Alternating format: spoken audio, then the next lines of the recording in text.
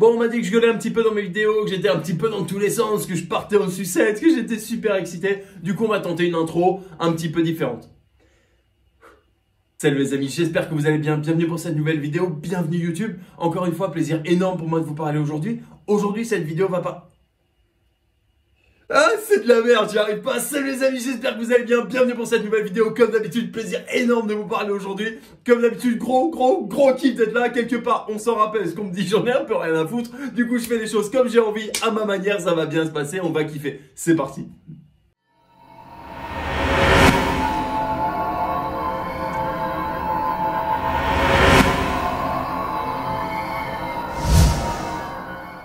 Comme d'hab les amis, n'oubliez pas de vous abonner à la chaîne, cliquez sur la petite cloche de notification. Bref, voilà, rendez-vous service, ça va bien se passer. Prenez une petite tartine de Nutella, un petit café, c'est l'heure du goûter. On est bien, on est là. Nouvelle vidéo, vous allez kiffer. Aujourd'hui, on va parler de comment trader quand t'as peur de perdre de l'argent. C'est parti.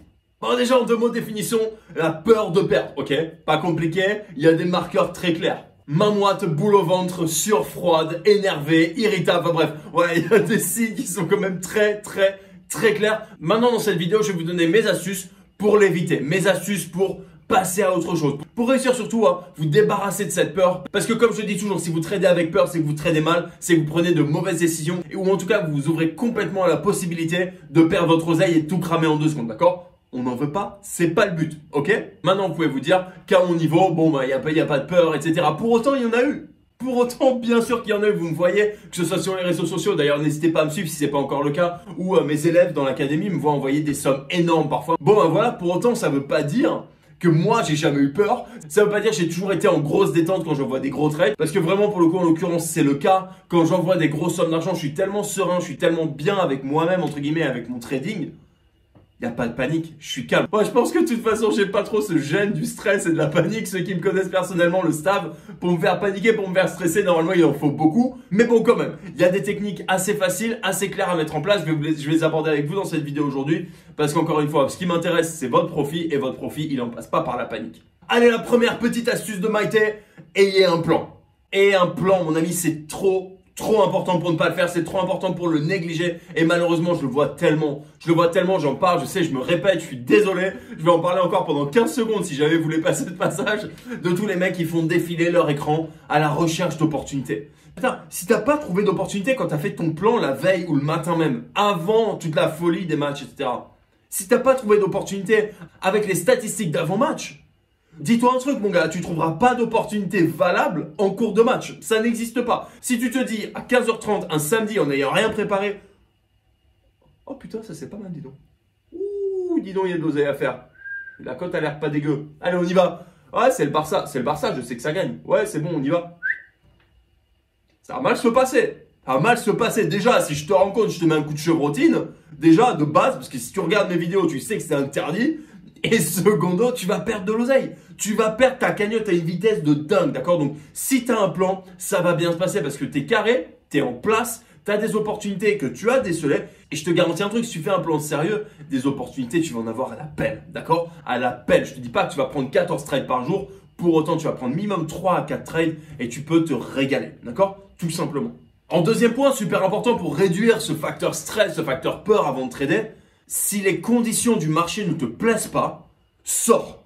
D'accord, je m'explique. Si jamais tu es dans un marché, par exemple, si tu attends qu'il y ait des buts ou si tu attends un laser draw, si tu attends une stratégie en particulier, que tu vois que normalement autour de la 70e minute, les matchs sont à 0-0 ou un partout pour ce type d'équipe, d'accord? Encore une fois, basé sur ton analyse d'avant-match. Et que là, tu vois qu'en début de mi-temps, ça part complètement en live et que tu as 1, 2, 3, 4, 5 buts parfois qui sont marqués, ça arrive, d'accord? Que tu avais un match un peu tranquille à 1-0, que tu t'es dit, bon, s'il y a égalisation, c'est cool, je vais pouvoir prendre un laser draw.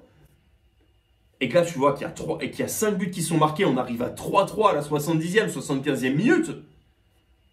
Je te garantis un truc, mon frère, tu vas pas être bien, tu vas pas être à l'aise, d'accord? Donc, en fait, si tu vois que le marché marque énormément de buts à ce moment-là, qu'est-ce que tu peux te dire? Tu as 2 manières de voir les choses. La première, c'est de se dire, bon, bah, ça va continuer à marquer. Ok? Ça, c'est le joueur compulsif en toi, d'accord? Qui espère que ça continue à marquer, que ça se booste. Et ensuite, tu as le deuxième mec, moi, qui va te dire, ouais, mais en fait, c'est quoi les probabilités pour que de 3-3 ça passe à 4-3? Il y a combien de matchs pendant la saison qui se terminent à 4-3? Il y a combien de matchs pendant la saison qui marquent plus de 6 buts? D'accord? Pour moi, personnellement, s'il y a trop de buts en début de deuxième mi-temps, si je pensais me positionner sur un laser draw, d'accord? Donc, petit rappel rapide. Donc, si vous savez pas trop ce que c'est le laser draw, je vous mets une des vidéos stratégiques. Grosso modo, c'est se positionner sur le fait qu'il n'y aura pas de match nul à la fin du match. Et dès qu'un but est marqué, vous pouvez soit retirer votre profit, soit laisser courir. Enfin bref, vous avez un profit si un but est marqué, si le match ne se termine pas en match nul. Ok, bref, c'est résumé au hachoir, à la scie sauteuse. C'est pas grave. Allez voir la vidéo, vous en saurez plus. Bref, si je vois qu'il y a énormément de buts qui sont marqués en début de deuxième mi-temps, que je pensais me positionner sur un petit score faible, genre 0-0 ou 1 partout, j'y vais pas.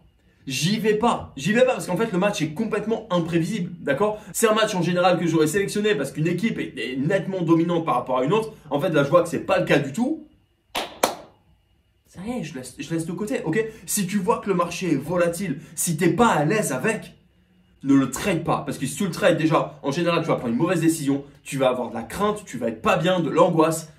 C'est une recette pour un désastre. Donc en gros, si le marché est volatile, s'il y a énormément de buts, si ça te met pas à l'aise, sors.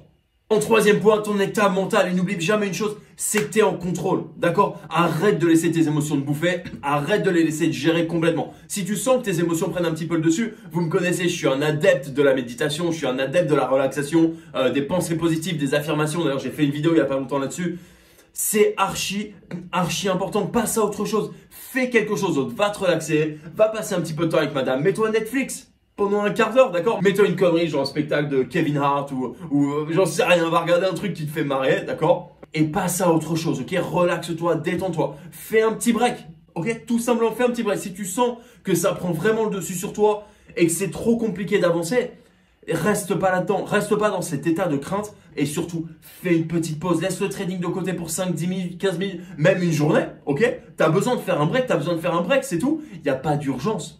Ok, t'inquiète pas, du foot, il y en aura encore pendant 50 ans, ok? Il n'y a pas de problème, ce sera toujours là, ok? Même si tu rates une journée, tu rates pas grand-chose, ok? Super important de se dire, relativise, laisse de côté, ça va très bien se passer. Enfin, au quatrième et dernier point, et certainement le plus important, et un risque acceptable. Arrête d'envoyer des missiles. Arrête d'envoyer des sommes de ministres, ok? Arrête de te prendre pour Matthew McConaughey dans Tout fort de monnaie. Arrête de péter un boulard, d'accord? C'est pas le but. C'est pas le but.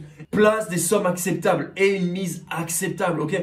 T'es pas là pour faire sauter la banque tout de suite, d'accord? Je vous ai fait une vidéo de comment pimper son compte, d'accord? Mais là, en l'occurrence, ça s'adapte à des mecs qui n'ont pas forcément cette peur, qui n'ont pas la boule au ventre. Ça s'adapte à des mecs qui ont envie d'exploser leur compte, de le monter, de le pimper complètement. Mais en l'occurrence, si t'es pas à l'aise, si t'es pas bien, si t'as des sueurs froides, encore une fois, ou boule au ventre, en général, ça vient du fait que t'es pas à l'aise avec ta position. T'es pas à l'aise avec combien t'es prêt à perdre. Parce qu'il faut pas oublier ça aussi. Quand tu places de l'argent sur un marché, personnellement, je me dis jamais combien je vais gagner. Par contre, quand je place de l'argent, je me demande combien je suis prêt à perdre. Parce qu'en fait, c'est ça la base, ok? Je peux avoir un super pourcentage de réussite, et d'ailleurs, c'est le cas, notamment sur stratégie over 1,5 buts. C'est juste une dinguerie atomique en ce moment. C'est incroyable, d'accord?